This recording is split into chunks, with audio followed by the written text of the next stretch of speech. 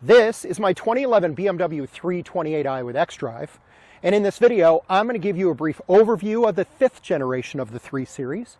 I'm going to give you a tour of my car inside and out, and at the end I'm going to provide you some tips if you're shopping to buy one yourself. All that is coming up.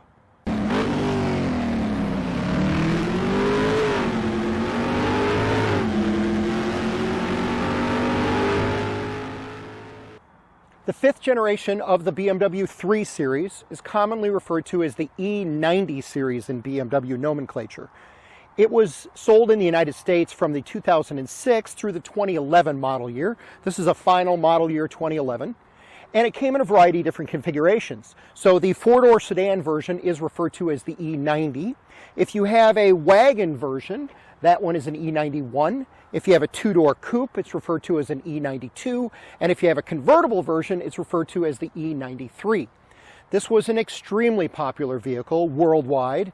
It had rave reviews. In fact, it made Car and Driver's top 10 list every year it was sold in the United States. In fact, they built over 1.8 million of these cars worldwide during its entire production run. Now, before I go much further, I probably should tell you the story of this car. So, I live in Michigan, where we have 4 seasons. And if you're new to the channel, I'm a Corvette owner. Well, I'm not driving the Corvette in the wintertime. So I needed what I refer to as a winter beater. And so my qualifications in what I was shopping for in a car was, I wanted all-wheel drive, I wanted heated seats and a heated steering wheel, and the rest didn't matter. And so I had looked at a variety of different SUVs and cars, etc. And then I stumbled across this one, which is actually less than 10 miles from my house. And what was interesting about this car is it had 105,000 miles on it. And normally I don't buy cars that have that kind of mileage, although these are bulletproof reliable, especially with the 328. And I chose this car because when you pulled the Carfax, what I discovered was BMW, for whatever reason, put a brand new engine in this car at 71,000 miles. And so the engine only had 34,000 miles on it. And I figured for the price, less than $9,000, it was certainly worth it to me. Now, it's not perfect.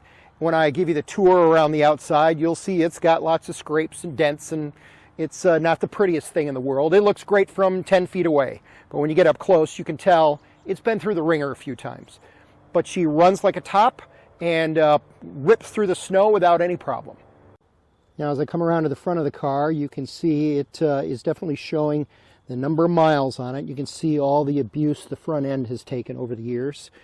And I have to say that I have done a headlight restoration to these headlights because they looked awful. In fact, if I can find a picture from when I did it, I'll put it up here on the screen so that you can see that they are far better today than what they were when I first bought the car.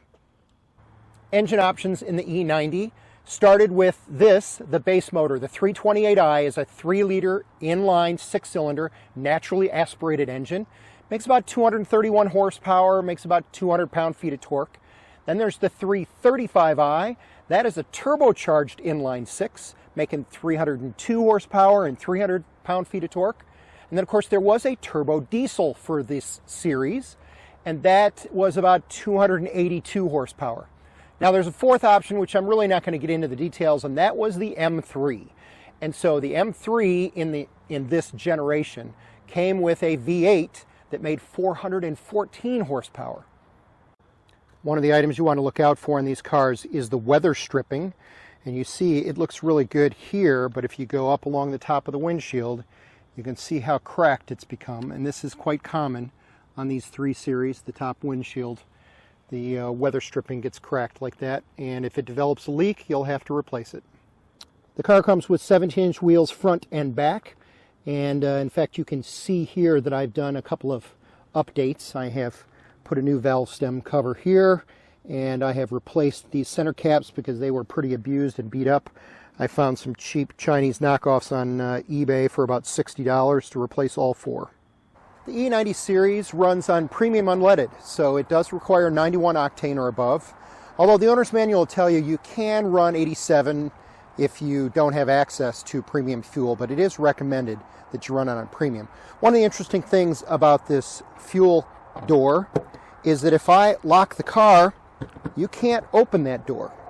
It has to be unlocked in order to open that up. So let's talk about the key. This is what the key looks like, and there's a little slot that it slides into before you start the car, and it has 3 buttons on it. That's to unlock your doors, that's to lock your doors, that's to open your trunk. And then it has a physical key. If you push the button, you can pull it out, so you can unlock the door using that key that's embedded inside it. And one of the fascinating features is if I hold down the open button for 3 seconds, you will see the car will put all of the windows down and will even open the sunroof for me. So if it's a hot summer day and you want to open it up and let it cool off, that's how you would do it. Now, it'd be really cool if they added a feature where I could hold the lock button and it would all go back up, but of course it doesn't do that. So let's take a quick look at the trunk. As you can see, you've got a little storage over here. You got a pass-through to the rear seats. There are releases, by the way, for the rear seats. You just pull on that and it unlocks the seat for folding it down. And then you have this little lever that you pull up on, and you have hidden storage underneath. And so that's what you get in the trunk area. Allow me to demonstrate what it's like to sit in the back seat. So I will climb in like this. So I am 5'10". I've got a couple inches of clearance, so certainly seats are comfortable. It's got this kind of cutout in the back for where your knees would go. Interesting that there's no pocket behind the seats. There's also no pocket in the doors, so it is kind of plain Jane, so to speak. I do have ventilation controls. I do have lighting controls up here. Of course, I got a handle to hold on to, that sort of thing. It's certainly large enough that it would be very comfortable to go on a long trip with 4 people in the car, which certainly would not be an issue. We'll do a quick overview of the door.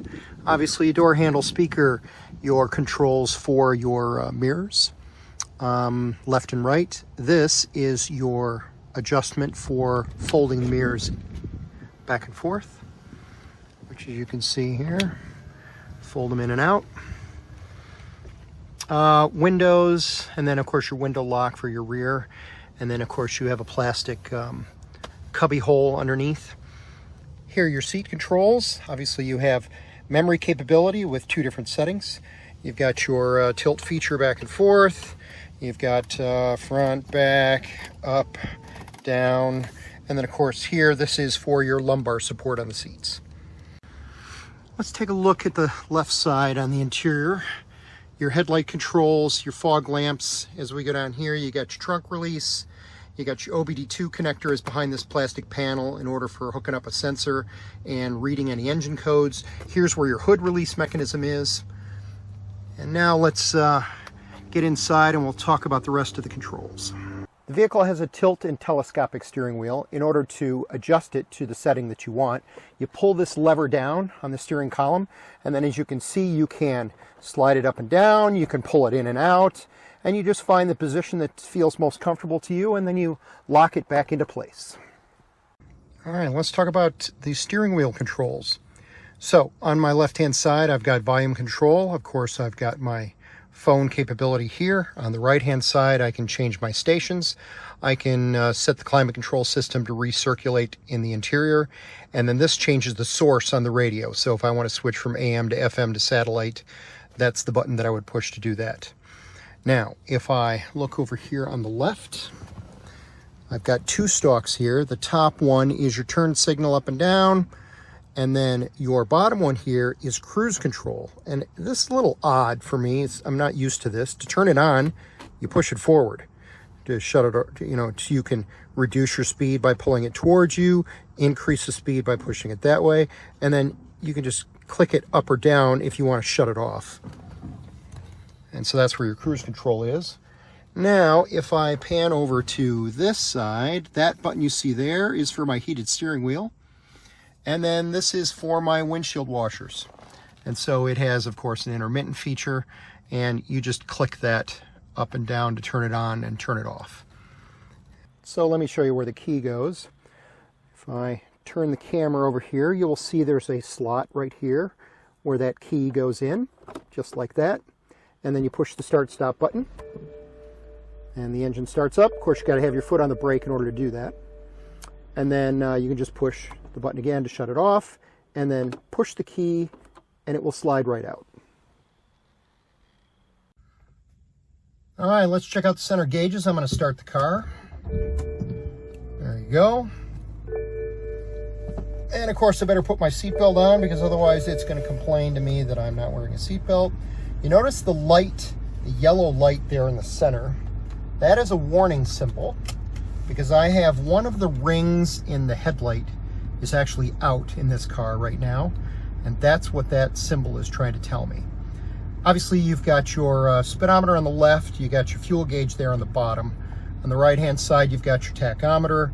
And then at the bottom, of course, is the ridiculous, miles per gallon gauge as you're driving along. And it swings wildly whether you press on the accelerator or not. And then in the center, of course, you can see you've got outside temperature, what time it is, what position the automatic transmission is currently in. Obviously, I'm averaging 20.2 miles per gallon. I'm currently at 108,000 miles, and 702 is the trip odometer. And so that kind of gives you an idea. And then, of course, all your idiot lights would all be up in here. So if it had additional problems, they would show up there. Okay, as we look at the center controls, we have hazards, door locks. This is dynamic stability and traction control. You can turn it on and off. Obviously, we've got vents for the climate control system. Your stereo system, of course, this one has the CD player. And then, of course, if you push audio, you can change between tuner, satellite, CD, auxiliary. This comes up as USB, and actually, when I plugged my iPhone in, it comes up and says the word iPod, which I find very amusing.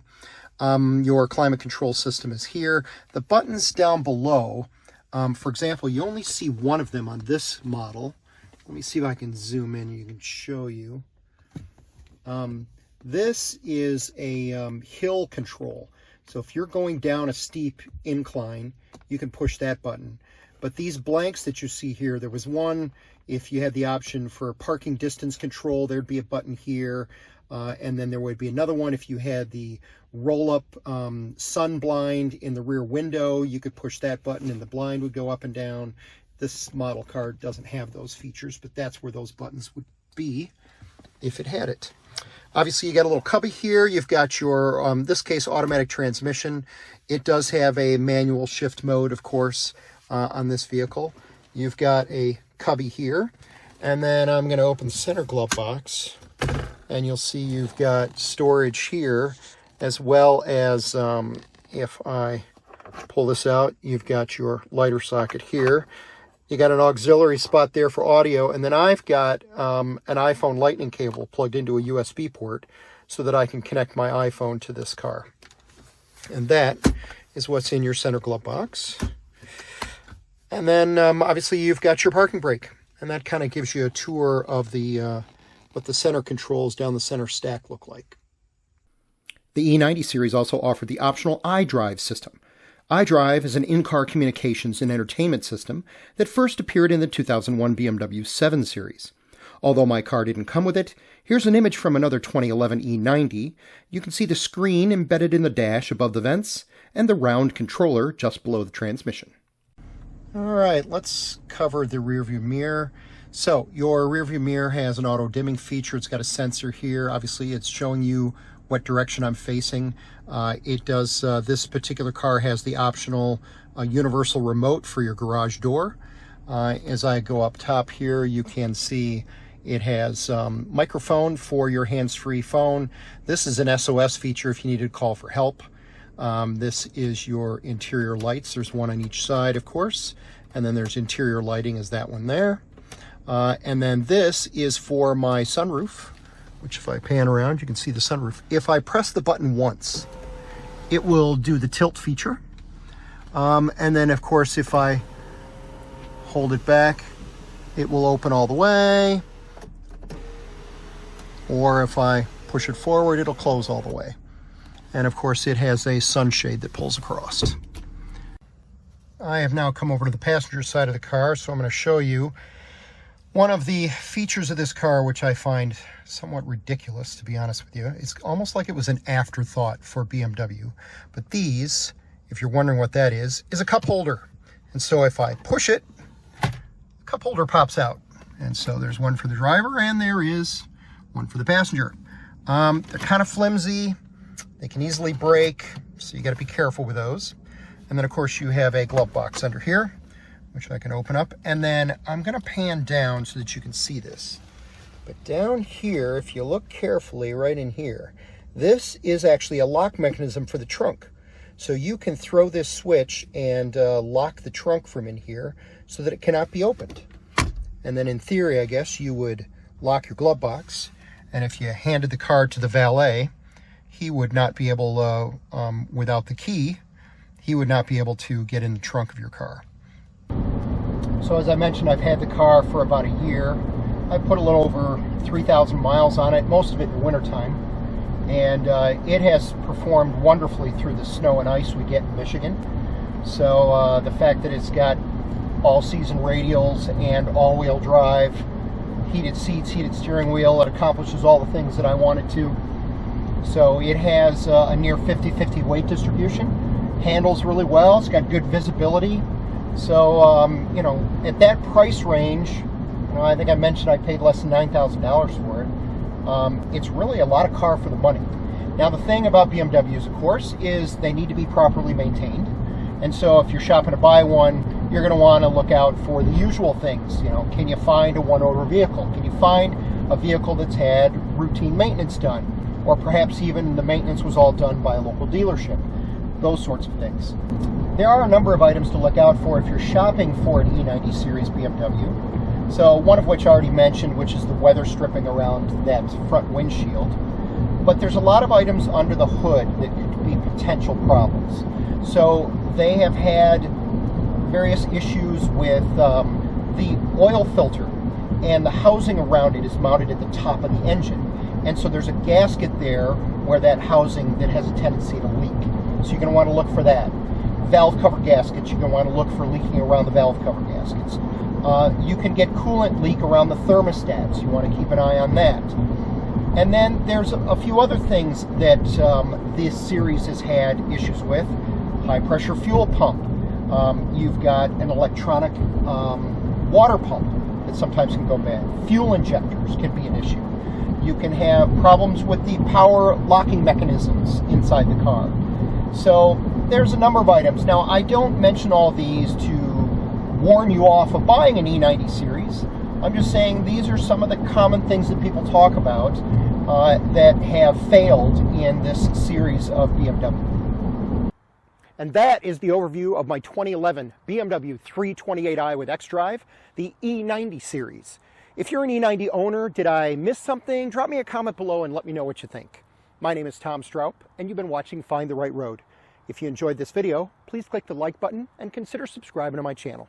Thanks, and we'll catch you next time.